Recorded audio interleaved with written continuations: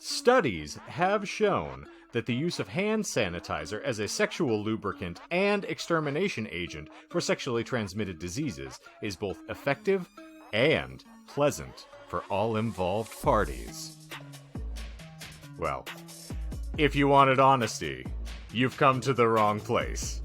This is the Disinformed Podcast, Season 2. I'm Shane. Oh, I am stepping over Shane. I am John. And I'm Michael. So we ostensibly start out Season 2 with the same way we started Season 1, bumblefucking the entire thing. Tasty. Hail Stan. Hey, we stay on brand. That's what we're doing. That's very or true. As our special guest Dewan would say, callback.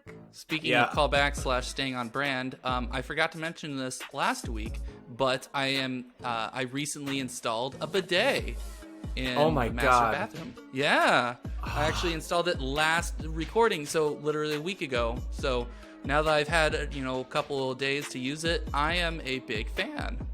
So we're all bidet family now? I am not a bidet user. I would use one. I just, have not gotten up the gumption to order one off Amazon because I don't support that Bezos nonsense. That's fair. That's fair. I'm kidding. I really do. I just don't care to pay In him. which case, go to Lowe's, grab yourself a bidet, and let's make this a happy household. And then I guess for Michael, are you a part of the gold package in your shitter? Do you have the bidet and the squatty potty now? No, I saw that it was like $30 some odd for one, and I'm like, if I really feel like I need it, I have a small stool that I bought at Walmart like 10 years ago that I can use. You had to say stool. Yeah. If you don't use the squatty potty, you have a small stool. This is the problem. That's why you need it. I see what you're saying. I see what you're going at. I would implore you both to rectify your rectal situation. And Shane, grab a bidet. Michael, grab a squatty potty and join me in the fucking far, far future because it's glorious.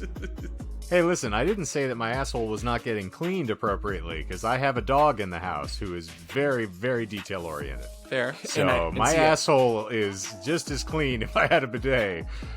And I eat a lot of peanut butter, see? So it's kind of just peanut butter flavored shit for my dog to enjoy. Perfect. You put it in one of those those chew toys that they, lick all the peanut butter out of. I have yet to... Michael told a funny. I have not encountered a feces that this dog will disregard yet, so I'm fairly certain I don't have to entice her at all. She'll take it. She doesn't care. RC cola or not, she'll eat it. It's the RC cola of shit. Yes. We've been doing this for a while, and I don't know if we're just on the same psychic wavelengths here, but you kind of set up something that I was thinking about last night. A Sigourney segue? Indeed. I was scrolling through my Instagram feed, and as we've talked about before, I'd be curious to get Logan's take on it too, because I kind of got this from Logan, where I'll only let myself follow a percentage of lewd accounts. You have to cap it.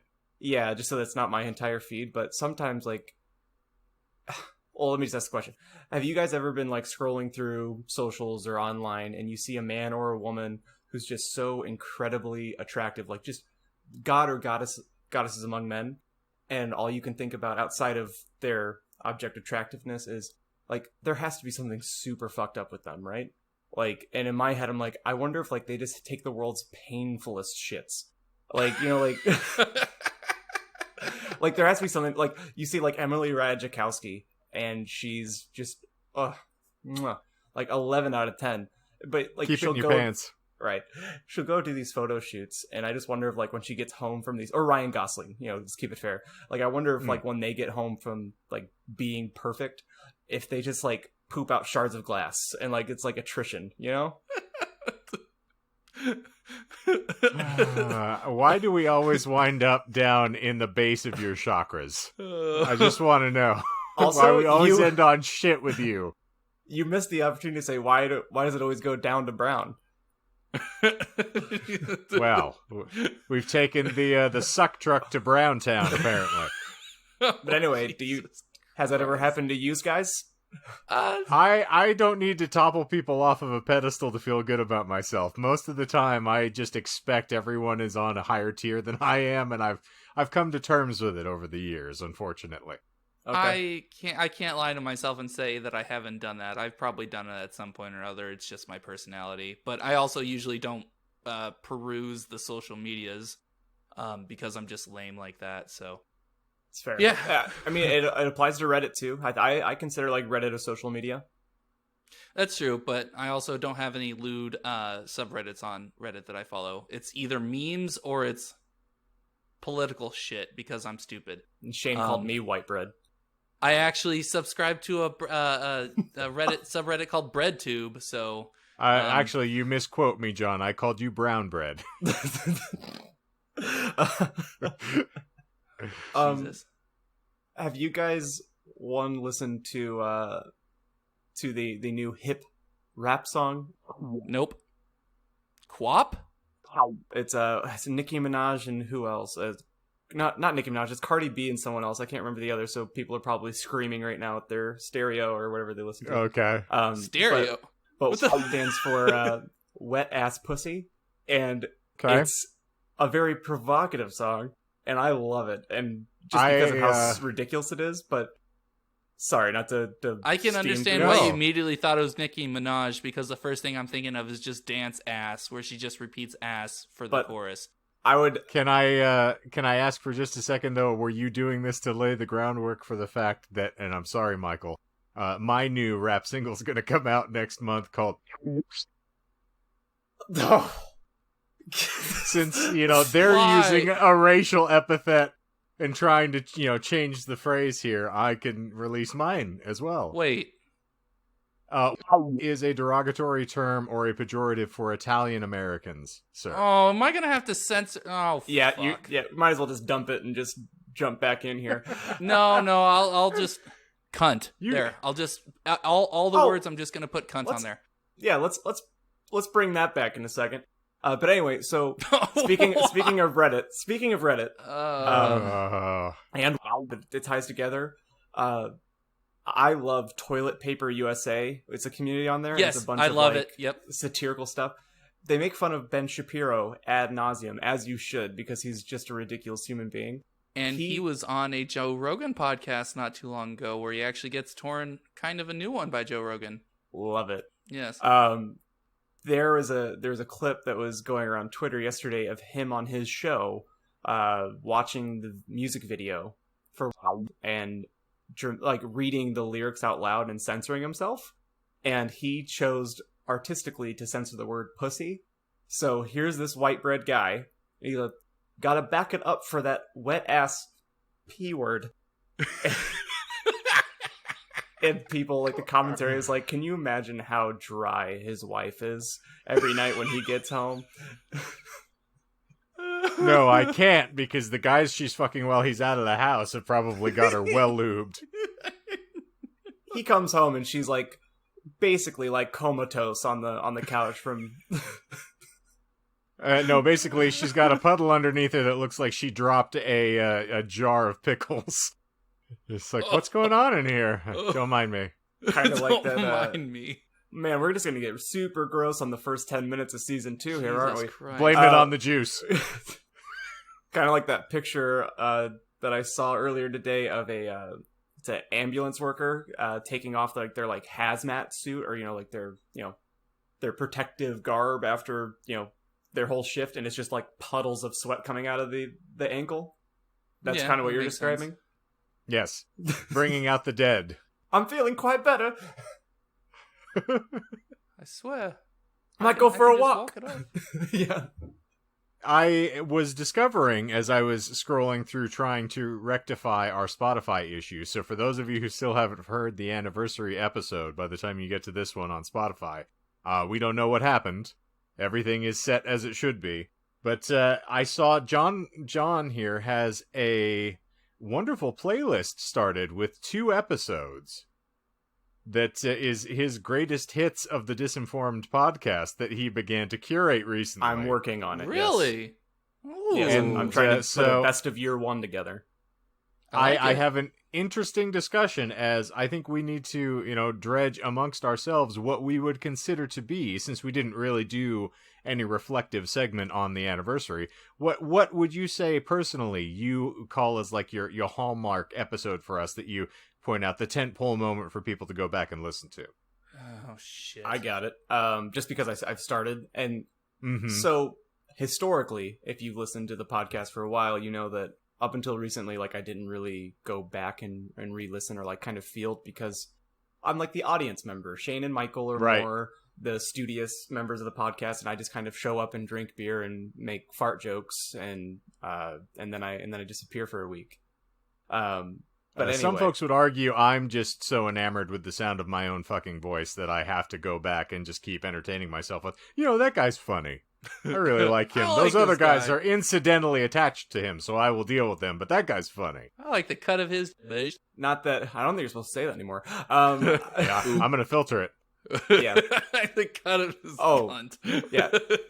I was gonna say I thought we had gotten to Cuntgate already in the podcast, and then I realized that Michael in the past couple 5-10 episodes has been editing the word still, so I have a bone to pick with you about that. What? Mm. Yeah, you have censored. If I did it, it was just ironically, but I would just let the. Clip that. I'd even.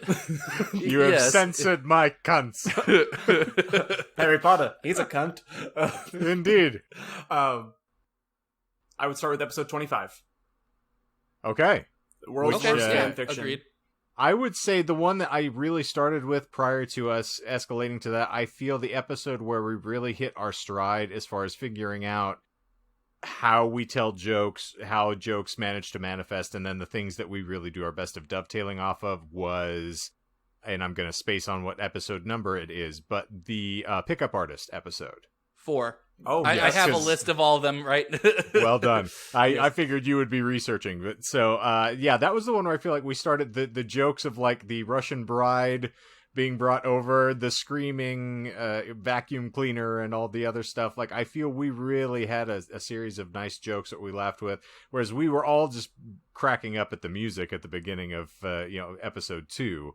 And we stumbled into Grace with some really great jokes there, but I feel like we really got on brand when we hit the Pickup Artist episode, and so that's the one I would start folks with initially. Okay. That's fair. So in your... Man, this doesn't sound like a podcasty topic, so we can edit this out if we need to, but how many episodes do you put in a playlist for a best of year 1? Do you put 10? Do you put 5? Do you do a top 52. 5? They're all great in their own way. I've listened to Heavy Water, and I disagree. Yes, I'm inclined to go with that as well. I think, we could probably, I'd say a top 5 from each of us might be great, and then you've got 15 of a well-curated playlist that we would At recommend. most, because we'll probably have some overlapping. Some of us are going to have different opinions on what is funny and what are the hallmark moments or the tent poles that we feel buoy this thing.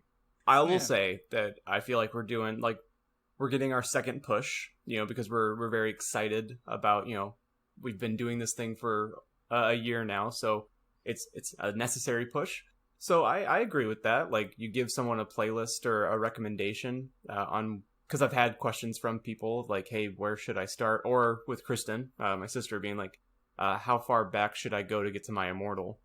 Which she will not stop singing your goddamn praises, Shane. She picked a funny time to start. Yeah, it's six years too late on that one. Just saying that dumb fat. I stopped myself, Michael, so feel better. I caught it. Anyway, you're done. You're done. She wop. It's okay. You can say it. He's somehow Italian somewhere. It's on brand. Bratanaluski. It's Polish. Kristen said that she very much so wants you to narrate audiobooks in earnest. Trust me, it's not for lack of trying. I just need, there's a buddy of mine who wrote a book a while back. It's Jason, who I started the other podcast with. He has a marvelous book that I had planned to do kind of like a soft shoe audiobook for as an attempt to get me into the biz. So who knows? You never know where this might take us. All three of us will be, a batch sold process. Yeah, I will say, sorry, I'm going to kind of aside here talking about audio. Put it in my mouth. Yes, well, but I started separating out the My Immortal just separate episodes, and our skills, especially you and mine, John, because you always would make the point that we're not, voice actors. Our skill at being a voice actor has drastically improved from the first podcast reading. Or fuck, I'm having a stroke now. Relative to dog shit. Yes. It's now slightly cleaned dog shit, but it doesn't smell up the whole room just when you're within a couple of feet of it. You've stopped shitting in my bed, and now you just shit outside of my bathroom. Mm-hmm. I'm close. I'll eventually get there, but... well, we're operating on the Gladwell principle here. If, time in 10,000 hours, you can refine anything, so... Yeah. You're welcome. Yeah. Going back to the episodes, I agree with you, pick up artistry, but what the fuck everybody, the viewers can't see it. Shane just held up his fleshlight, and it looked like one of those ones that you get off, what is it, Bad Dragon? Is that what the website was? This is one of Melissa's Storytime dragons that is made of a toilet paper tube and some glorious materials. That's what a fleshlight is, right? I mean, it could be. Anything's a fleshlight if you try hard enough. Poor Melissa. She'll be hearing this and she's mortified. I'm holding something that's intended for children. And so is my junk, but... no. Oh, good grief. Anyway, detracting from that, steering back onto the lane. Well done, go. I would say, because we still make a lot of these jokes, the homeopathy... homeopathy? No, homeopathy. Episode 10. That's okay. Where a lot of the water remembers. We still make that joke. I think that was also where we started getting a lot of the Michael can't pronounce anything to save his life, because we also had Robotham. Robotham. No. Yes, Robotham was. Yes, in that. Robotham was in that. Yes. Elephants on Acid maybe would be another one I would throw into the mix as well. I guess we can call this an addendum to the anniversary episode because we needed to get some of this out, but. I was so excited last week, just one, to get to talk to Dewan, and two, that we were doing something we'd never done, that I feel like countless times in that episode, once you Spotify listeners can get it, I refer to the second year, like I'm like, I say some really stupid shit, and I'm listening back, I was like, you were just fucking hopped up. It was like the first time when I was a kid that I'd like snorted pixie sticks or some shit. Like it was fucking stupid. You were so excited. I mean, I gotta give you credit. That energy was very infectious. Like it was good energy that you had. It was just a little like you know what it is? All over the place. It's that Dewan was my primary shit talker. You know, like the art of shit talking. We're already shit talkers in general. But when you put Dewan into that mix, like he throws gasoline on top of a fire. He amplifies shit talking like nobody's business. He is. But anyway, this was a way of an apology of saying there were so many things that if we would have we didn't outline anything. We didn't really outside of the interview. We didn't really have a plan. So Shane and I kind of talked about it a little too. It's like maybe the next time, we should have a little bit of an outline of where we want to hit ahead of time, so we don't just like. Here's the, if you're going to bring the hooker home, you need to be sure that you have a room where you can take her that your parents aren't. And if you're going to, you got to have condoms. You got to make sure that you've got cab fare for her to leave. There's a lot of things you need to plan before you bang her. That's all I'm saying. Man. Dewan, so Dewan is definitely just, I was about to say, Dewan is like Beetlejuice. He just messaged the group saying, what's up with the Spotify here? So that's great. We'll fix that later. Yes. I got paranoid because I've been doing those new those little segments or read along clips from Anchor. Right. I was really paranoid for a second, and that's why I messaged you, and then I went in and checked as well. I was like, did I accidentally make it push to Spotify, or does it see that there's a Disinformed on Anchor and then it's not going to let it push to Spotify? But no, I haven't done that shit. But no. When you feel like it has to be your fault for a reason, you're like, something good didn't happen. It has to be because of me. All right. It's not like you can find us on 52 other platforms. I mean, we dropped the ball. We're 20 minutes in. but we should just Sorry. plug it. Plug it. Just Well, I mean, for those of you who are keen on actually keeping track of us, you can find us any place that disreputable podcasts are provided. There's every platform, every single one. Whether that is Podcast Addict or, Apple Podcast. You can find us through the Google Play Store. We're available through Stitcher and most of the time Spotify. So you can track us down. I guarantee we are everywhere. And also, for those of you who want to start keeping up with us again, we're going to try to incentivize you a little bit more with our social networking. So, on Instagram, we're at Disinformed Podcast. On Facebook, it is facebook.com/Disinformed Podcast. And on Twitter, at Disinformed Pod. And you can check out some of the things that Michael is going to throw at us. And John is curating a wonderful collection of clips that we are throwing together as we're, trying to get a little bit more in the machine, as it were, to kind of, pump ourselves up here and broadcast a little more broadly. Yeah, engagement. Yeah. And then also... So, Michael, what are you planning on having us do? And then I'll let John interject there. Are we talking about today? I'm talking about you want to try to have the listeners decide what our next ridiculous reading will be. So, we do have a couple of options, but I want to try and practice more engagement, and I want to put it up to the listeners to see what fan fiction we read next. We'll put up a poll. We'll probably, if at all, by the way, to qualify, yes, since we'll John put an option, is patently against it. We'll put an option to where it's like, please don't read anymore. For the love of God, I don't want to pay attention to that stuff. I cut out my ears every time you start talking about it. We'll put an option for that. Yes, I cut out my ears. Don't ask me how I do it. Took of his ears and took of his clothing. Indeed, yes. Took of it very hard.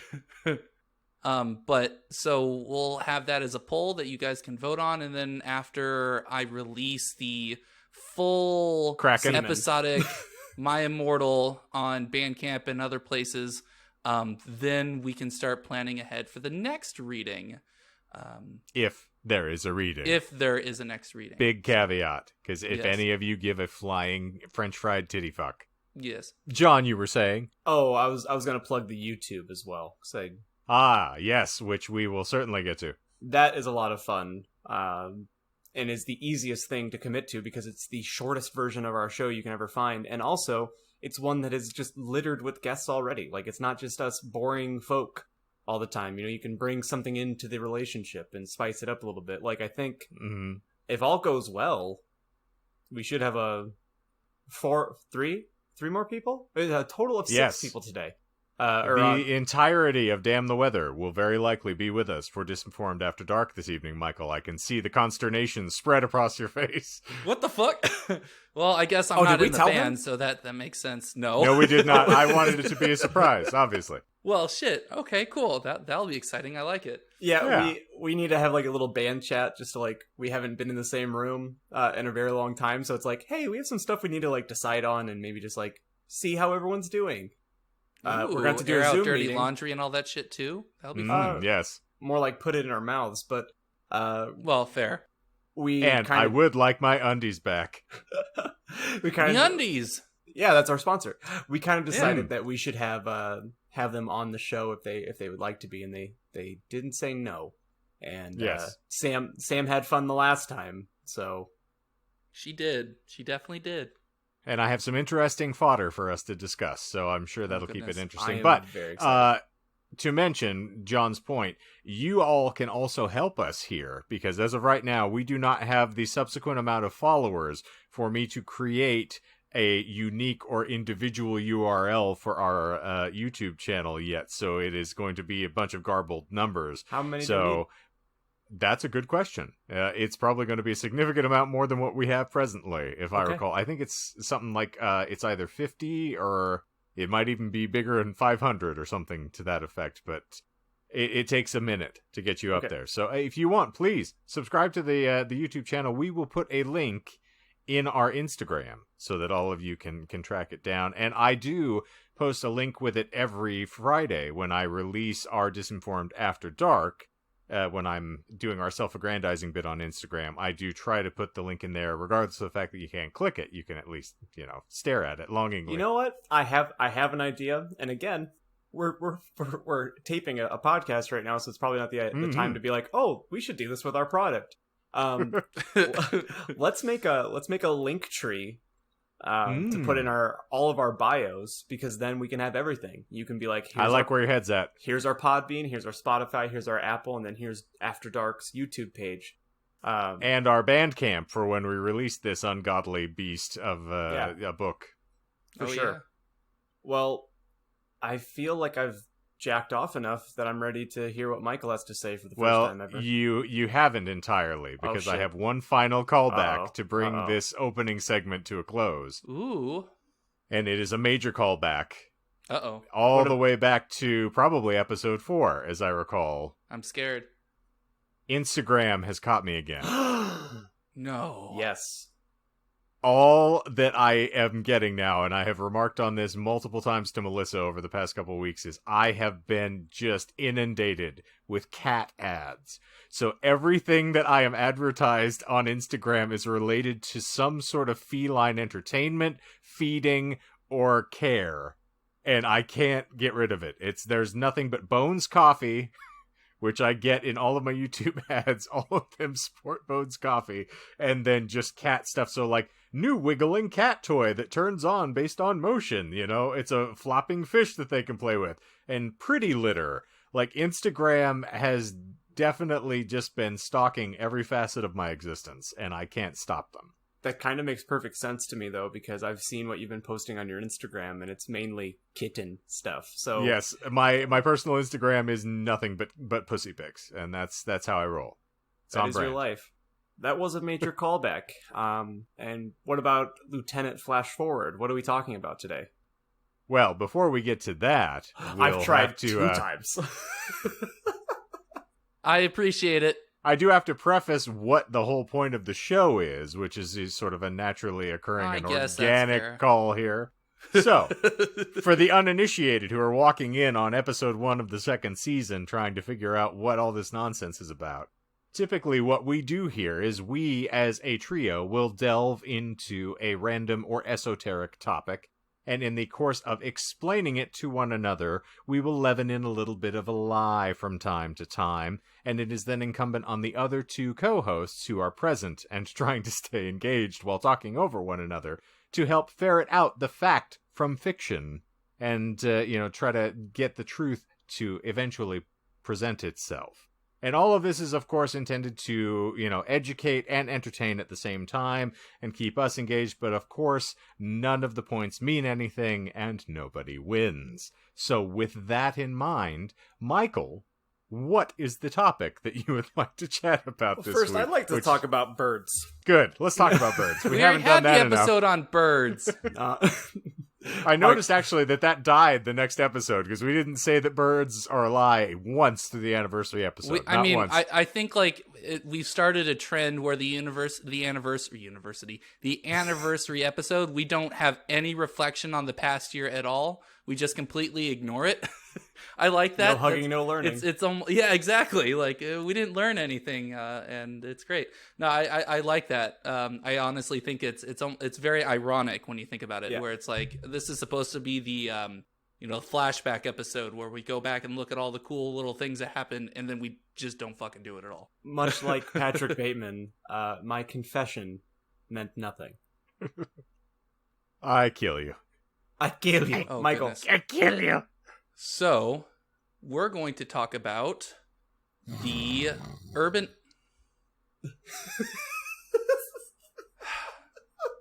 We're going to talk about the urban legend known as Polybius. Fuck. Well, firstly, what's a lechin? I'm done. and I'm Michael. And I'm right. Michael. It's Polybius. Could you say it? Just give me an idea. What is it? What does it sound like? Okay, God damn it! I'm just gonna show you. Okay, I'm gonna show you the picture because you guys will be able to see it. Oh, except for you disabled screen sharing, so fuck I didn't that. disable. I guess I can't. I just had to download fucking Zoom again for this computer. Christ, it's because the last time he allowed you to share your screen, you shared some like weird hair porn. Oh God! All right, I posted a picture. Look at it. It is Polybius. You're Jesus now a Christ. Co-host, you son of a bitch. Just, show it here. Fuck. Okay. Oh. So it is the urban legend known as the arcade game of Polybius. Polybius. Okay. Yes. So the Libyans? They're attacking. Run for it, Marty. John and I are fairly young to have probably been. We probably don't. Again, is this a pejorative? Am I 87 years old now? No, okay. We're Shane, ageist. Were you ever part of the video arcade craze? I don't want to date you. I don't want to date you either, you funny-looking fuck. Damn it. I'm not single. You keep propositioning me, but it's not going to happen, Michael. So just get over more it. Like boriform. I don't want to make out. I'm trying to learn. Christ. And you better fill that out in triplicate. Shane, fucking kill me. Shane, we need to take. Did you ever frequent a video game arcade when you were a child, Shane? Did I ever play in a video game arcade? Yes. I have been in an arcade before, yes. I don't think that I was around when, everybody got hip in the Dance Dance Revolution and all the other, Yes. I was back when they actually had, the roller balls and the joysticks that, they wouldn't let me touch. I think what Michael's trying to ask is, like, were you part of, like mid-'80s, like, you see it kind of, like, fantasized and romanticized on, like, media now, where it's, like, the Stranger Things. Like, it's that, yes. You're going to the Aladdin That's what theater. I'm trying to get at. Thank you. I finally connected my disjointed, No, John finally connected your disjointed bullshit. Christ. I'm trying to take the bullet out of your gun. So that you can finish your presentation and not blow your brains out into that whiteboard behind you. Fucking Lord. It's not going to be a whiteboard when I'm done with it. But I ask you now, who is the saving one? Jesus or a gun? Fuel? OG yes, you're Fuel? welcome. All right. OG Fuel. So, Michael, please continue. Yes. So Polybius. Yes. Okay. So it is an urban. It is an urban legend. It's pretty much an urban legend for an arcade game that appeared in Portland in 1981. It was only in that area, and where I found it, I originally found it on a YouTube video from this great YouTuber. His name is Ahoy. He does a lot of video game history and stuff like that. The link will be in the show notes, of course. He mentions that it appeared in several suburbs, according to the urban legend. So this is the urban legend. It appeared in several suburbs of Portland, Oregon in 1981. The entry mentions name Polybius and the copyright date of 1981, though no such copyright ever existed. The author of the original, and this guy spent an hour trying to figure out the origin of this entry, of this urban legend, and I'm not going to do that because it would be very boring to do on an audio medium. Mm-hmm. But essentially, exactly. The picture that I sent to you guys is the only, quote, found picture of the game. Which, it looks... I was going to say, we need to describe it because it kind of looks like if you took out the carts or like the wagons from the Oregon Trail PC game, it looks like that. It's like a 8-bit backdrop with just 8-bit lettering that says Polybia on it. Polybius. It's Greek. That's all I was able to determine. Well, we've said it 3 times, so now she's going to appear in our room and... I just saw something walking past your door, John. You should look at it. Anyway, so it is a copyright of 1981. The company the company is Zinni Slotion, which is German. Yes. The word is described as not quite idiomatic German, meaning sense delete or sensory deprivation. And essentially that, going into more detail about the legend, it was proving popular to the point of addiction, with lines forming around the machine, with people fighting over who got to play next. So the hippest, hottest new game to come around. What fucking fuzzy bunny are you talking about? Jesus Christ. I knew I should have chose a different topic. I'm so Michael, fucking this is dead right infinitely better than science. At least 80 times better than science. So we got to define some terms. All right, so I'm going to teach you guys what a video arcade is. He is doing definition again. Good. Okay. Let me learn you something. Oh, don't. So the urban legend also described how the machines were frequently visited by men in black who would collect unknown data from the machines. And also, they pretty much were testing people's responses to the game's psychoactive effects. Okay. There was also... Oh, sorry. Sorry, not to interject. So we're getting a feel like this is somewhat akin to The Last Starfighter or something, where they're attempting to seed into the consciousness of the general public, maybe necessarily to find someone who fits a certain profile for something they may need or want to manipulate. Yes, exactly. Okay. All right. Yeah, that sort of idea. Players also playing the game would suffer from a series of unpleasant side effects, including amnesia, insomnia, night terrors, and hallucinations. They also would shit themselves viciously after they finished a game. Mm-hmm. Definitely so. Well, that's just the food they serve at the arcade, my friend. Doubly so. That's actually why they had to add bathrooms in 1981 to that Portland area. They usually just had an outhouse out in the back. No, I'm kidding. Before you called bullshit on that. I was prepared. So there isn't a record of there isn't actually a video recording of the game being played, but accounts have said that it is like a simulation of a similar game called Global Michael, I'm so proud of you. Thermonuclear war. Thank you. Between the player playing the USSR and an advanced military intelligence playing as the USA. This intelligence would change its approach depending on the player. And it would go so far as to add extra disasters into the mix. Like, say, you as the USSR are doing really well against the USA in this game, then it would add other things like an alien invasion or an asteroid heading towards Earth, a zombie pandemic, and so on, to try and test the player to see how far that they can stretch their... Is that bullshit? ...skills. On what? That it kept adding stuff based on how well you were doing? You're right. That is bullshit, yes. The second you said pandemic, that was like a heat-seeking missile for John. I was more thinking about... excuse me, it's cum in my throat. I was more thinking about where games would have been in the 80s and in that heyday. It's very sophisticated, yeah. Where it's like, in that time, like, you only had so much code, and you didn't have what we have now, like asymmetric games or anything like that, like adaptive games, didn't really exist, and they wouldn't, in my opinion, I don't think they would have existed in that kind of, like, huge way, you know? That's fair. Yeah, that's a good point. So I'll say that you got part of the bullshit, part of the lie there. So that was pretty much the whole description of the game. Okay. Approximately 1 month after its supposed release in 1981, the game was said to have disappeared without a trace. So sorry if I didn't catch this. Like, was it was in like an arcade box game? Or it was like... Yes. Yeah, the picture that I sent you was the screen that would be showing on the old CRT TV that would be inside the arcade box. Did it say how many were put out to the public? Yeah, there were only a couple, and they were only in a targeted location in a couple of neighborhoods within Portland, Oregon. Yes.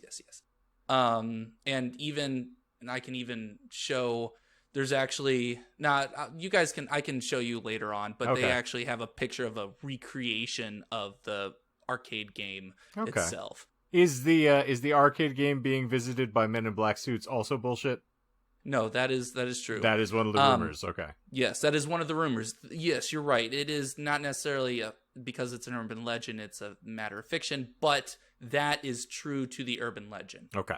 I will say that there are only 2 lies in this little thing here.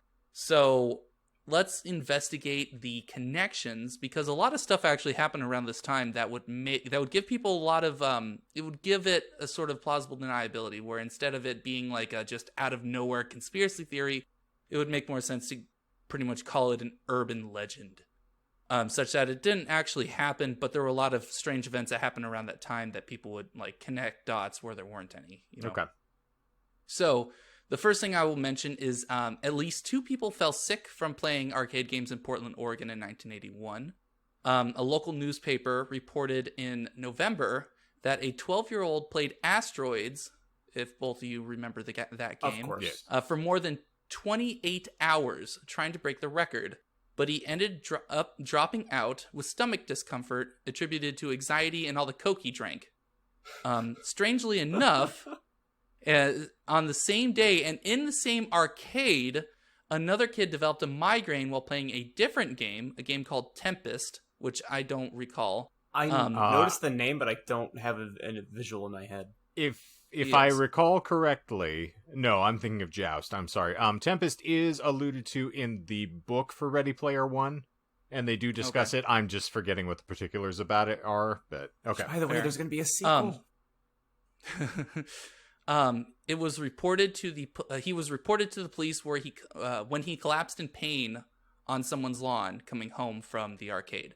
So stories like this were passed around like gossip, of course, because if you have the same arcade where 2 kids got sick on the same day, it would give people would start speculating on That's that. That's X-Files material right there, baby. Exactly, right?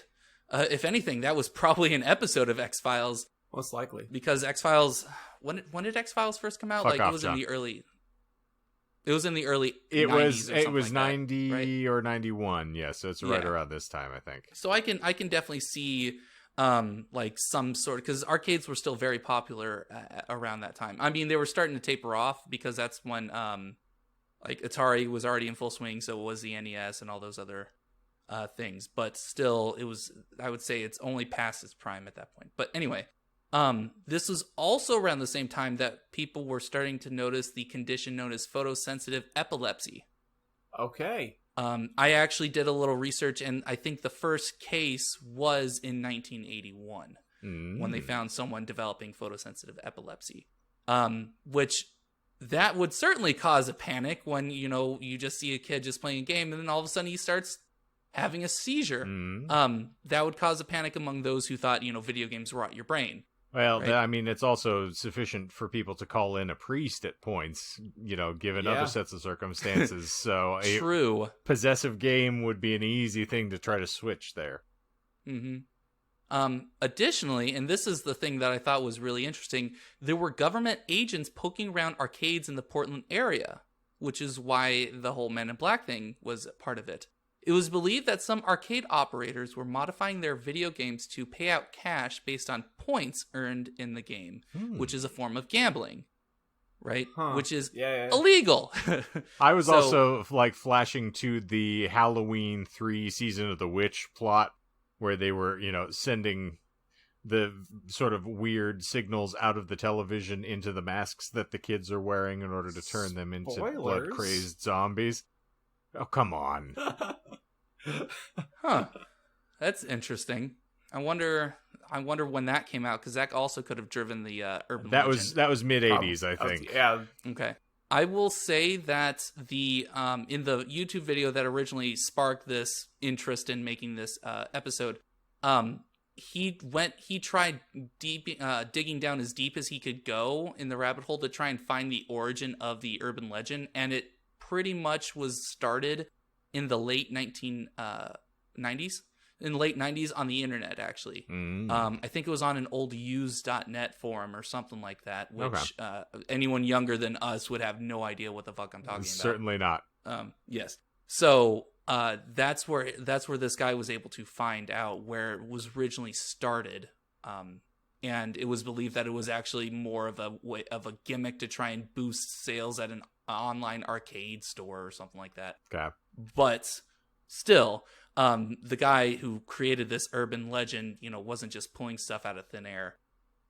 So continuing along with that, government agents, FBI agents would go into an arcade, and they would take photographs of player initials on high score screens, which they would use to identify potential witnesses.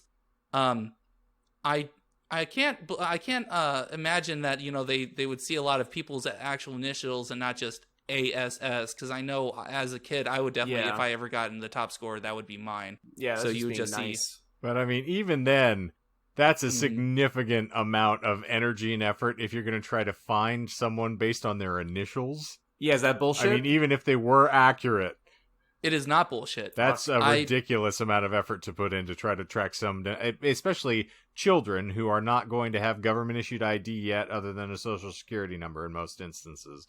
You know, presumably not a lot of folks with driver's licenses. Like, that would be a painstaking process for an FBI agent to find someone. Yes, I would imagine it would be easier to go to these arcades and go to the more popular games like Asteroids and stuff, because like the legends surrounding like these top players, like the kid that was playing Asteroids for more than 28 hours trying to break the record, that would be a lot easier to find out. Like, hey, you've played this game for 30 hours, you have the high record, like, have you noticed if they pay out based on points? You know, are you walking away with like $30 in quarters? Which a kid's obviously going to be inclined to share with them. Yeah, exactly. Yeah. Okay, Mr. Adult Stranger. Yeah, I don't make any money from this. Van. No. Yeah. I promise. Additionally, as with any place where large groups of people come and go and spend lots of money, arcades became a popular locale for stolen goods and drugs.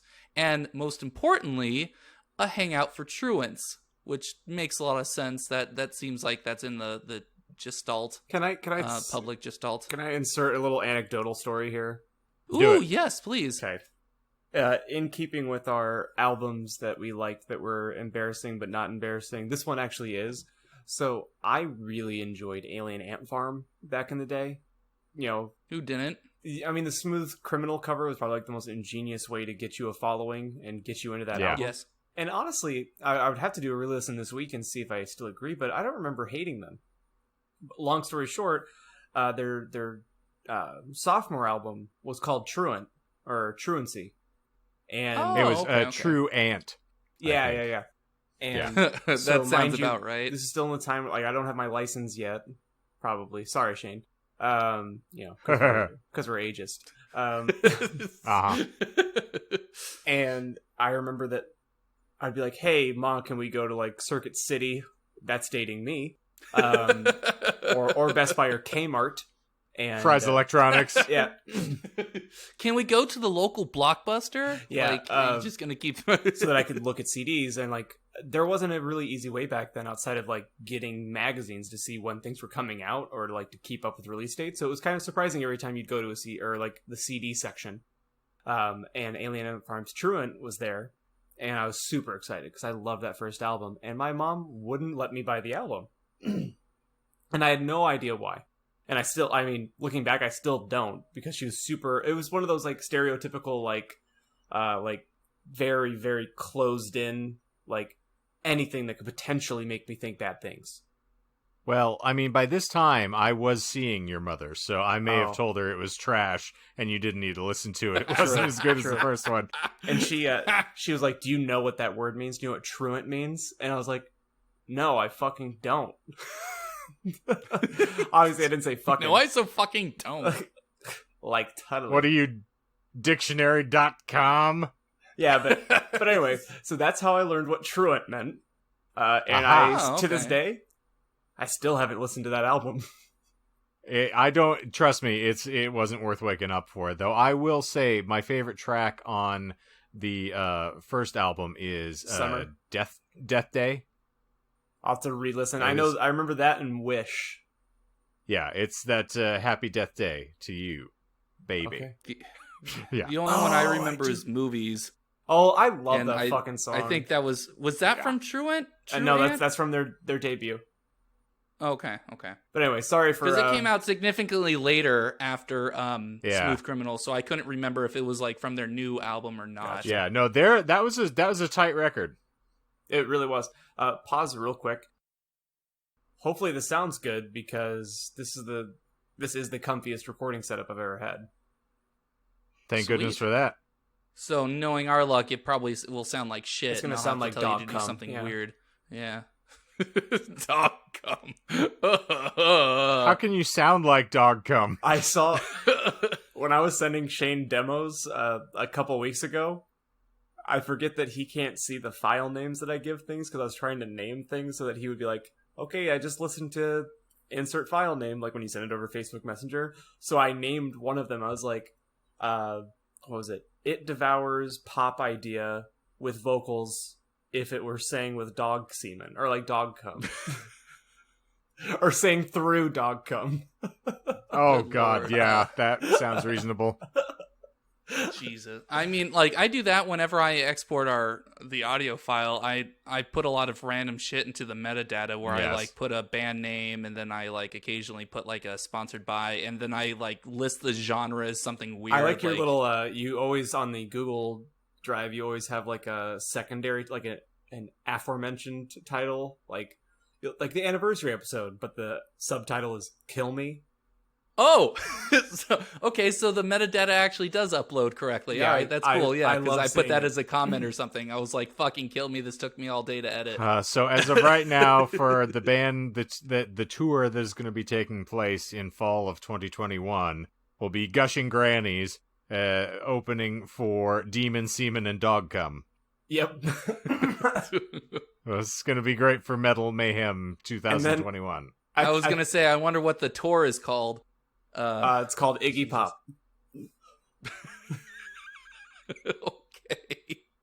Okay. So anyway, it's called How I Met Your Mom 2021.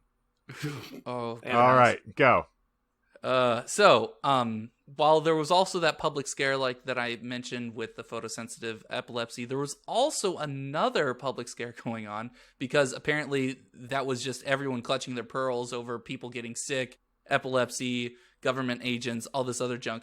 There was another scare where a lot of children in the Portland area were experiencing night terrors, and parents decided the initial connection between these afflicted children were their frequent arcade adventures. Several health officials were called in, and it was later found that excessive amounts of caffeinated drinks from said arcades were causing night terrors in the children, which I actually did look up because we've talked in a previous podcast. I occasionally get night terrors, and it is if you drink caffeine, you have a higher chance of getting a night terror. I also heard that drink caffeine before night. I also heard that if you live on Elm Street, that the chances of that happening are exponentially higher. Yeah. I've also heard, as a sort of like follow up to that, if you drink caffeine after midnight, you may turn into, a green creature with a mohawk and try to kill your parents. Sam's not green. Well, I mean, depends on what angle you're looking at her with from. With envy. With all these, so keep in mind all those events. You have the kids getting sick on the same day. You have the epilepsy. You have the government agents poking around. You have the night terrors. You have the truants, police, doing that. I had deleted this, but according to the website that I had gotten a lot of these connections from, authorities even set up at least one fake arcade in Portland and filled the game consoles with hidden cameras to try and catch, these sort of acts going on. Yes. It sounds like a John Carpenter movie. It kind of does. Where they filmed from the Donkey Dong game console. Yeah. So with all these events happening pretty much simultaneously, it was only a matter of time before people started connecting dots where there weren't any. Instead of blaming the arcades themselves, since that would mean they might be closed, or they would have to undergo some sort of change, teenagers started attributing these occurrences to particular video games or games. And I think that's where this last part was more hypothetical on my own part. Just given that based off all these things, like I would assume kids around that time would start being like, well, it has to be these games. It can't be these arcades because that would mean something like the haunted pinball machine. Mm-hmm. Yes, exactly. That Kiss pinball machine has finally started to permeate my soul. So I just wanted to end it on one last example. Mm-hmm. Oh, we caught pretty nothing. You caught a lie. Okay. Yeah, you caught part of a lie. That's right. Okay. Yes. So this actually was something that I've encountered in other media, watching other YouTube videos and all this other junk. But in 1996, this is mainly dealing with the government and video games. In 1996, the U.S. Marines ordered a modified version of the first-person shooter game Doom 2, and they used it to train ground troops on specific missions. They actually replaced the sprites of demons with problematic military folk. Especially, this was 96, so it was, I don't know what, Kosovo and stuff like that. Wherever we were busy destroying shit. Individuals that are not Americans. Yes. So this version is actually since been made available to the public for download. But this isn't the only video game that the military has made. I think they also have an MMO, or not an MMO, but like a multiplayer shooting game. I think it's called Arma or something like that. No, America's Army, that's what it is. That they still use to train for like training simulations. That explains why Joe Bob can get in. This was supposedly something that they also started doing with police officers as well, was a claim that they during, like, after a firefight where police officers attempted to shoot somebody at like point blank range and missed after 32 rounds, that they made them go back in and do like these simulation courses in addition to their training courses and stuff like that. But this is all speculative, I think. I haven't seen that actually laid out anywhere concrete. Goddamn liberal. So it's a urban legend. Wake up, sheeple! So that was pretty much it. Like I said, it was a fairly short one. Okay. Because I was really interested. I was like, oh yeah, this is like an hour-long YouTube video, and he goes in so much detail. And then I watched it through again for this to prepare for this episode. I'm like, oh, he spends his majority of his time digging through old websites and the archive machine or the Wayback Machine, and yes, and I'm like, that wouldn't be at all interesting. It would turn into another heavy water incident, and I'm good. So if I'm gonna take another stab before we finish please. up, is the Night Terrors bullshit? You're right. Fuck. Yeah. Okay. Are you talking about the Night Terror public scare? Yes. Okay. Yeah, that was I'm extrapolating as I was thinking back, because it's like, this is you getting back at me for making you out the fact that you had it on our Alien episode. So, you just wanted to sort of like wing that back at me somehow. Which, no, actually, I was trying to go for a different lie in this section. Okay. But since I have that connection with Night Terrors, and that was a thing that was alleged in the urban myth, that I was like, well, this is something that I can easily look up. What caused the Night Terrors? Caffeine. Oh, well, people drink caffeine, It's hand in hand to arcade life, yeah. Mm-hmm. So it kind of connected. It made more sense to do that. With you referring to the Alien episode, the UFO kind of, or Fire in the Sky, mm-hmm. I realized this entire time that like I've recommended now to people coming into my store to buy retail, at least a handful of people I recommended that Aykroyd episode of Joe Rogan. Okay. Something hit me when I got home last night where I was like, oh my god, these people think I'm a nut. I guarantee it, because I don't remember that I have certain tattoos like very visible, and I don't like register people like their eyes like moving and tracking and like kind of like looking down. And I have a UFO tattoo, but it's not because of UFO. It's because it's a band. It's for a band tattoo, a lyric tattoo from Margo and the Nuclear So-and-Sos. Right. And I just realized that like for the rest of my life, if I talk about UFOs or say anything, and people like if that tattoo is showing, that people are gonna be like, all right, so he's a fucking nut. So this cat over here with the flying saucer blues is apparently going to be you're ringing up my retail beer. Yeah, fuck. Oh, jeez. Oh, anyway. Well, my apologies for making you jump onto the train this late in the game. No, it's okay. Michael, what was the half-life? Right. So, you were onto something when you started talking about, limitations in gaming and everything like that. The game Global Oh, hey guys, by the way. Global Thermonuclear War. It's a drinking game. From here on out, Season 2's drinking game. Whenever Michael mispronounces a word, not only do I and Shane have to take a drink, but you do too. So, I'm drunk. And I was going to say, you're going to be tore up from the flow up. Yeah, you're going to be blackout. Anyway, you were saying about Global Thumerian. Global Thermonuclear War yes. is actually the name of the game that was in the 1983 movie War Games. Well done. Okay. Nice. Yes. So the game was said to have been a simulation of it. I literally just copied it from Wargames. Well done. Nice. There actually isn't any sort of confirming source at what the game is about. One source claimed weirdly looking abstract visuals, a fast action game with puzzle elements, but other than that, there wasn't anything concrete on the content of the game. Okay. The only thing that is really like confirmed with the air quotes confirmed with the urban legend was the picture, which will be part of the show notes. We can also put that on the Instagram. Nothing. Yes. Oh yeah, that's also totally fine too. On the gram. There is a copyright on it, but it's not an actual copyright. There exists no copyright, so we can use that copyright picture. You can't do shit. What are you gonna do, German company Zinislotion? You gonna sue me? Yeah, right. Like we don't make money from this. Yeah. Too much lotion on Polybia? Who puts too much lotion on Polybius? Well, I heard that the Polybia is right between the anus and the clitoris. Yeah, you don't want to get it caught in your teeth. It's dangerous.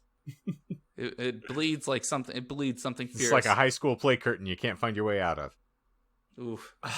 Yeah, so that's okay. My easy, simple presentation on a game that I'm not going to try and pronounce. I'm not going to lie to you guys. It feels very weird right now that we're like we're minutes away from the end of the episode now, as opposed to an hour or 45 minutes. It feels like it feels like our children has gone off to like college or whatever.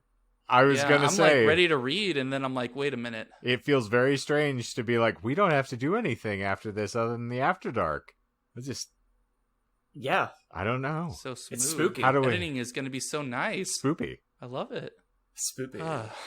Spoopy. Spoopy indeed. I will, if we're kind of hitting that little like before we go thing. One, Shane, over or the second or third episode, I did a Deer Hunter thing. Where I kind of like summarized their plot. And at that time, that was a colossal failure. It was not an engaging episode because I don't know how to like make that sound interesting without just, and I said, I think in the episode, like just listen to the fucking albums. But something that I feel like you could have a lot of fun with, and I mentioned it back then, and it's in our document from that day, is I feel it would be very fun for you to even do a smidgen of Coheed and Cambria's plot summary, because I've had to ask you 7 times and I still don't fucking understand what the hell is happening in their goddamn epic.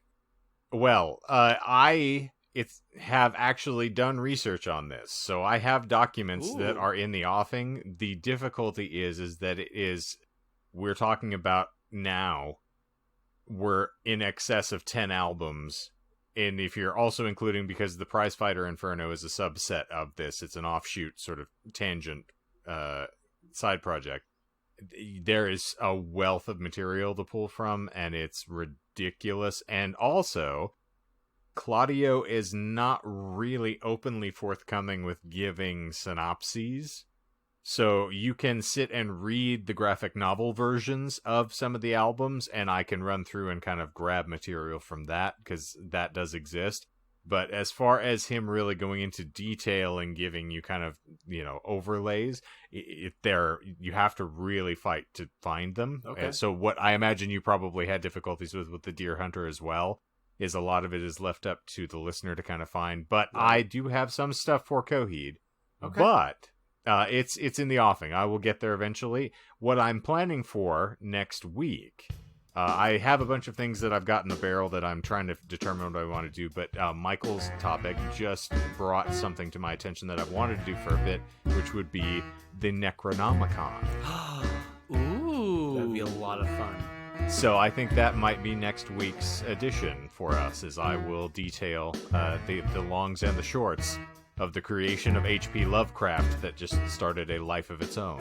And since you're bringing spooky things into the mix here, bringing spoopy back. Yes. Yeah, before we get out of here to go talk to our bandmates and see what nonsense that brings, we are fastly approaching Spooktober, or the October season, and I think what we should do is maybe for the entire month of October only present on spooky things. And I love it. Ooh, okay. I will find something. I will have at least one episode in that month. I will contribute. Gasp. But yeah, that's just a spitball idea right now in the moment. Boom. I like it. I do. Cool. Well, I think that Well. manages to compress this glorious grilled cheese sandwich of rage and enmity into a tightly sealed little bun for us to eat. So thank you all for being here for the first episode of this sparkling new season that we are so excited to get to come back in and keep chewing this out, even though we didn't take a break or anything to really distinctly separate. But, Right. you know, why not? We don't need a break. I mean, the listeners might, but, we're not going to give it to you. Nope. So, for this rousing and uproarious edition of the Disinformed podcast, I'm Shane. I'm John. And I'm Michael. That's 11. So long, and good night. So long.